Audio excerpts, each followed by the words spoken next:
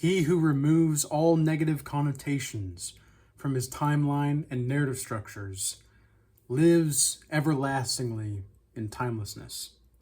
Now, I'm actually paraphrasing an excerpt from my book here, the Book of Oldishness, because something that I talk about is how PIMs, which are what I call portrayals in mind, are oftentimes going to be perceived in a certain way, depending on the situation that you're in and depending on the experiences that you've had.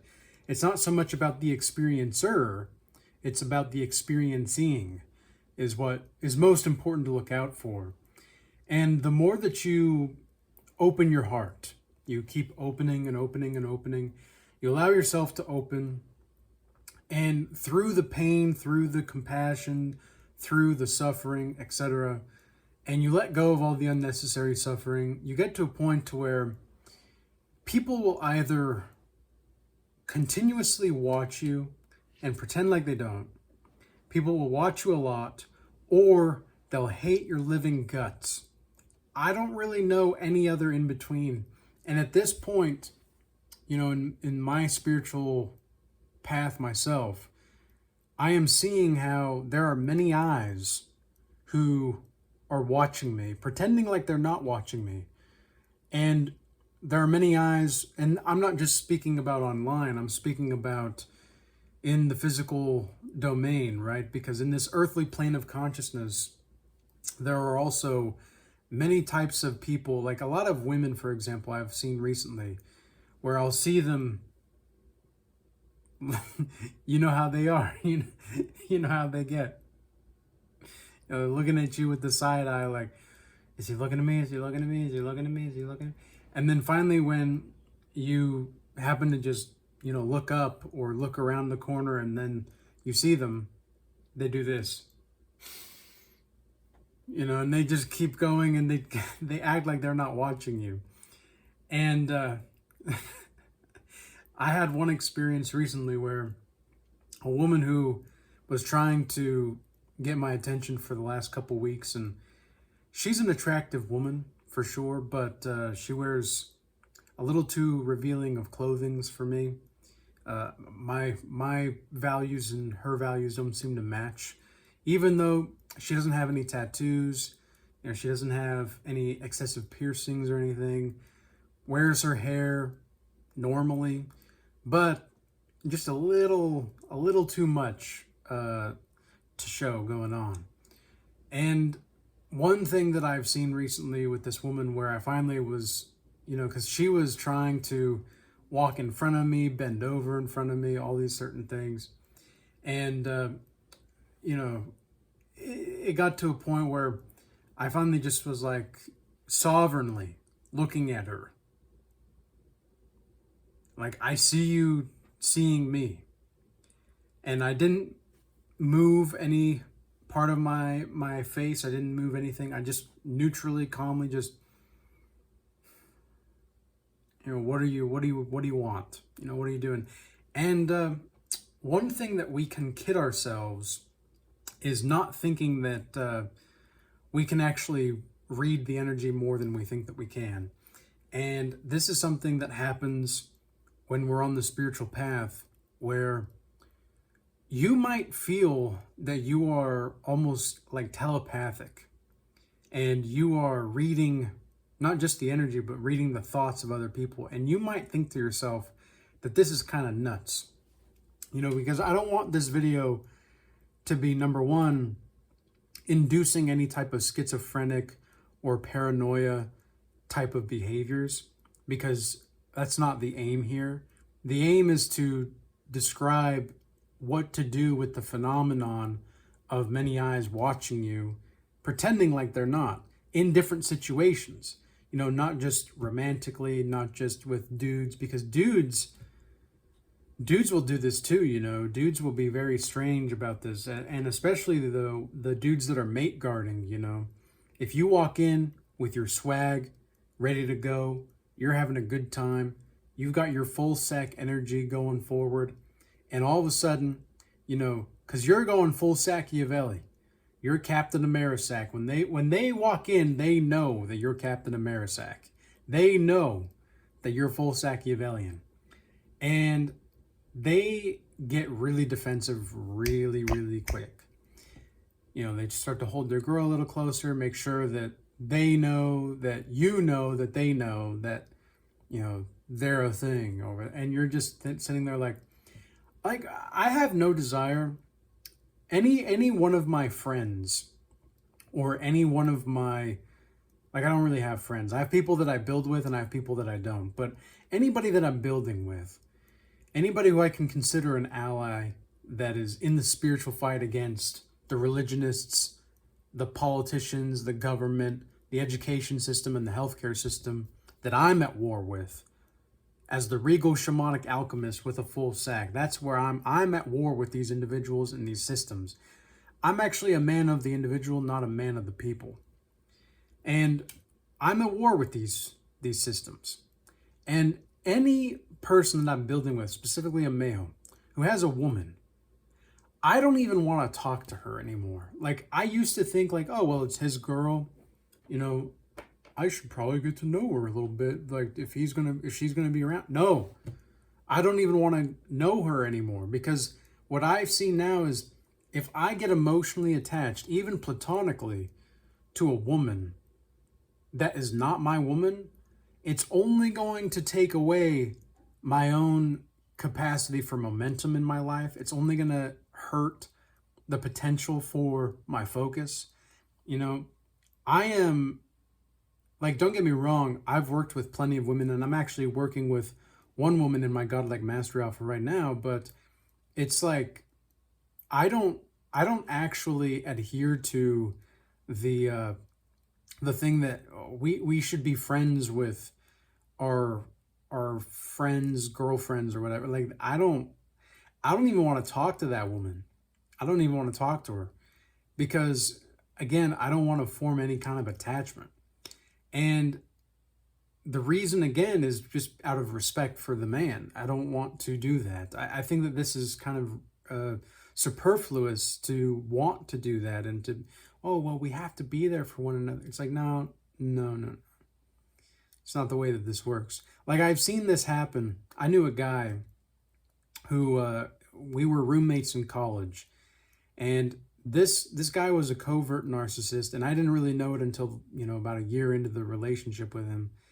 And he seemed like, on the surface, he was a nice guy, like, he would even invite me to his family's place, and his parents were divorced, right? His parents were divorced, so it was just his mom, and and I won't go into actual details of what, because, yeah, I don't want to give out those certain details just yet, but maybe in a few years, on, at least online. But anyway, it was him and his family, but his parents were divorced, and they would invite me to, go out to his place, which was a 10-hour drive from where we live at the time.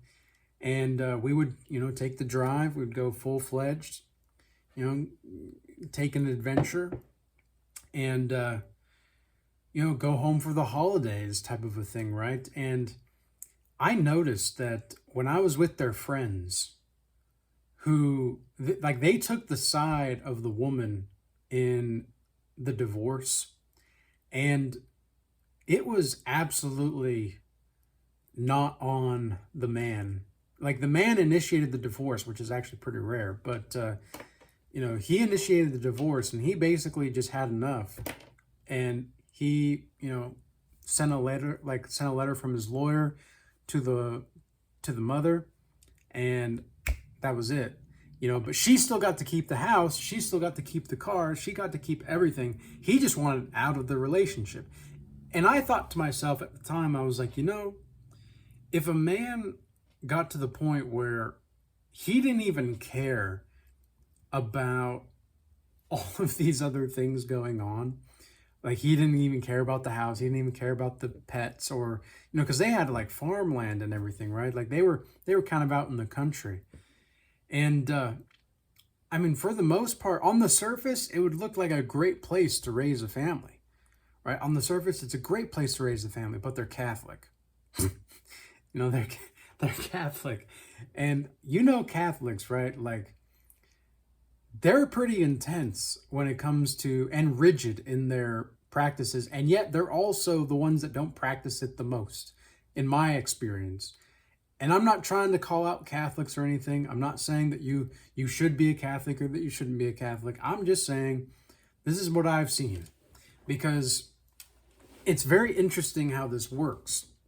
And it's very interesting how these dynamics and how they preach about family. Turns out the friends, the friends of this person, the guy who was taking the mother's side, because it was like the immediate family and then their family friends, right?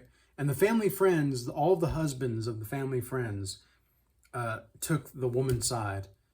Like, oh yeah, he shouldn't have just, left, whatever. And I saw the emotional attachment that they had to the woman and how quick they were to throw the guy under the bus when they didn't even. I asked them, I said, well, because they were talking about it one night after a lot of wine, and I wasn't really. I've never been a drinker. I don't really like drinking. I haven't even drank a glass of wine or beer or anything for years. And not even because I'm like trying to be sober with alcohol. It's just, I don't really like alcohol. I'll make some pasta with some wine and such every now and again, but the alcohol is cooked, so it just, the alcohol doesn't have a factor in there. So I just like the taste of the wine, though, in certain pastas with chicken and such. Like some white wine, some pear alla pera. It's an Italian dish. Very much so, look into it. But anyway, back to the point. So I saw the way that their husbands behaved, and I thought to myself, I don't really think that participating in relationships like that, where I'm so capable of throwing the guy under the bus when I don't even know what's going on, because I asked them what was going on and they said they didn't really know. And I was like, so how are you so quick to throw this guy under the bus? Well, this is what people do. You see, this is what people do. When people are watching you, but they pretend like they're not, they're going to make a lot of judgments. They're going to do a lot of ego protection and, self-validation and all that stuff. It's not even self-validation. They're going to look for validation in other people who perceive the story or the narrative structure in a certain way. And if they don't see the narrative structure in a certain way, that's going to cause a ripple effect in a very negative fashion. So this is why I say, when you are removing negative connotations from your narrative structures and timelines, you're going to be living from a place of timelessness and freedom, because you're no longer attached to positive or negative. Like good and evil, positive and negative. These are all things that exist in one plane of consciousness. It's only when you go beyond good and evil, it's only when you go beyond, good and bad, that you start to see that it's all kind of one and the same. And we have to learn how to operate on multiple planes of consciousness simultaneously. And so now I've been thinking a lot about targeted individuals recently. TIs, some people might call them, right? And I know that I'm on a government watch list. I know this because I did a background check on myself last year. And so I know I'm on a government watch list. And I don't feel, though, like I'm a targeted individual. Like some people will say that and they'll be like, oh, you're targeted, I don't feel like I'm targeted because, and here's why, not because I'm not targeted, but because I don't want to put myself in the victim mentality. I don't want to put myself in a victim narrative structure. Like, yes, it may seem as though you being spontaneous and childlike and loving life, you're automatically going to, have these monitoring spirits look at you. But you have to look beyond this. And this is something that I know that something as far as an attachment goes is something I'm continuously letting go, is I'm learning how to not even wonder about where it's coming from. And this came up after one of my godlike mastery sessions recently, where I was talking to this individual, and very, his third eye is just off the charts as far as his imagination is concerned.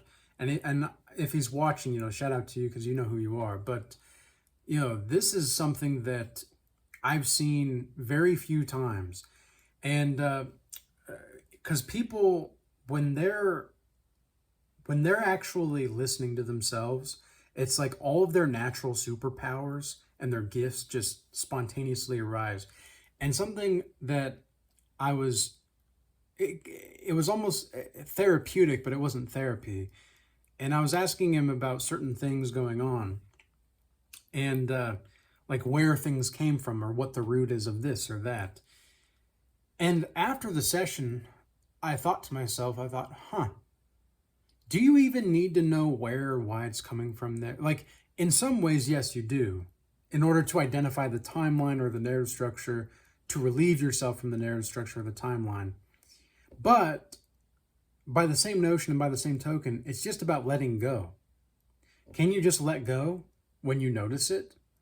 So once you know the narrative structure, so like once you know the root, then you can just let go. And you don't have to worry about why it's there or where it's coming from. If you just know what the root is, you don't need to know the why or the where. You just need to know the what sometimes to just let it go. And that's exactly what I'm doing with these, like the targeted individuals. Like, I don't want to call myself a targeted individual. I made a lot of videos, and even chosen ones. I don't want to call myself a chosen one, because I'm the one choosing myself. And even when I say that, I am speaking from a place of multiple planes of consciousness simultaneously. So a lot of people, when I say, "Oh, yes, I'm choosing myself," to some people that may sound like arrogance, to some people that may sound like entitlement, to some people that may sound like empowerment, to some people that may sound like courageousness. This is what I mean when I say what I say has an impact on people in different ways altogether. So I don't want to call myself a targeted individual, even though I do have these strange like noise campaigns, even though I do have, I remember last year, one of the craziest things that ever happened. So this was after Charlie Kirk's assassination. And I say that in quotes, not because I don't believe it, but because, we don't technically have free speech on YouTube or X or anything. We have free speech, but we don't technically have it. So I'm not trying to tell you what to think. I'm just giving you a perspective, okay? So after Charlie Kirk died last year,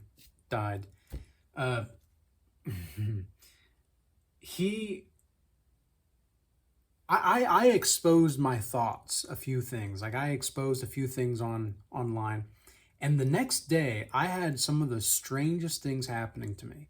And I even posted I remember very distinctly posting about it in the Regal Academy. And I was like, because we had talked about it in the Regal Academy in the group calls. And we had talked about, what's going on, and, the craziness, like the marketing structure, the way that they're talking about it, the way that his wife came out, it was all very weird and strange, right? And like in that time, in the spirit of that time, in the Regal Academy, like half the people were not buying what was going on, and then half the people were like full on, going religionist at the time, like because they were not seeing certain things that we saw. And a lot of those people are not even in the academy anymore, but because they're religionists. Like, we had somebody in the Regal Academy, a member, he actually describes February, March of this year being the great de-religiousization, because as soon as I announced that I was no longer following Christ, not that I don't want to embody Christ's teachings, not that I don't have respect for Christ, just that I want to let go of these titles. Like I don't want to have these titles anymore. I don't want to have these because like they're not helping me. In fact, they're hurting me. And that's exactly what these, the TIs, target individual, chosen one, like they're all, it's all an ego trip. It's like, oh, I'm a chosen one, you're a chosen one. Oh, we're chosen together.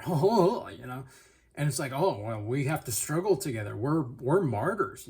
It's like, and you almost like the ego gets off on this self-pity, and I noticed that, and I didn't like it in myself. I didn't like that my ego was getting off on this self-pity. So I really decided to just not,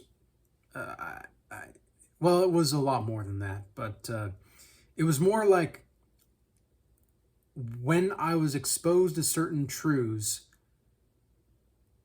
I was so committed to the truth that I was able to let go of my narrative structures beforehand, which I know takes psychological constitution. And I'm aware that it takes time for this to evolve. And I'm not saying that if you follow Christ, you're wrong, or if you don't, read the Bible, or if you do read the Bible, you're wrong, because I love the Bible. It's one of the most magical books ever. I also love, well, quite frankly, my own book. Like, I love my own book. I love the Bhagavad Gita. I love Carl Jung. I love the Egyptian Book of the Dead. I love of all these things, right? But anyway, the great dereligiousization, we had a few members that were very religionistic at the time. They left. And honestly, it was a good thing for the academy because we were becoming more free-spirited. And there is this sense of freedom in spirit that people were now able to have even more so. It was no longer like forcing beliefs. It was now just, so, you can do what you want with this information. Just don't force anybody to believe anything. And, but anyway, at the time, with the Charlie Kirk situation, I had some weird things going on. And I had like trees chopped down and put in front of my parking spot. It's really random. I had super strange occurrences going on outside. I had people coming to my door that I never met, and they were asking me very peculiar questions. It was just very weird. And specifically after I was exposing my thoughts about what happened to Charlie Kirk. And so I didn't really, I haven't really touched on that again, at least online, in a sense, because I don't want that to be my reality, really. Quite frankly, I just don't want that to be my reality. I want to, because when you're at war with the Matrix, like, here's the thing, right? Nobody that is operating in the Matrix system is going to look at you who is operating in the Matrix system and think, oh, we need to silence this guy. We need to have weird stuff going on. Like, nobody's going to think that. In fact, you're going to be propagated, in the high echelons of society. And what I think is most destructive when it comes to Christians and their ideologies, because I don't think embodying Christ's teachings and being a Christian is the same thing semantically in the spirit of the time. I think once upon a time it was, but it's no longer that anymore. Because context does matter. And, that's a whole different thing altogether. But one thing that I've seen a lot of is how people just don't know how to let die what is false. And it's when you're able to let go and to let die what is false and to just live the truth, because it is difficult. It's very, very difficult. But Nietzsche has talked a lot about how, in his book, The Antichrist, he actually mentioned how the strong and intelligent man, he carries the burden. He plays with the burdens that other people would be obliterated by, basically. And I think that's something that Christ did. I mean, Christ did do that. And in many ways, that is, whether you believe in Christ or not, the narrative structure that is the story of Christ is so profound that it makes total sense on why you would want to be Christ rather than become Christ. Or excuse me, be Christ and become Christ rather than worship Christ. I mean, I guess it is better to be Christ than to become Christ, technically speaking, but it is better to be and become Christ than it is to worship Christ. And this is something I learned from Maharaji. That was not me. Okay, that was not me. I learned this from Maharaji, who is Ram Dass's guru. But anyways, I guess I had more to say in this video than I thought. But I trust that this message reached those that have eyes to see and ears to hear. Peace be with you. Be blessed. Apply to the Godlike Mastery Offer or join the Regal Academy. And until next time, peace.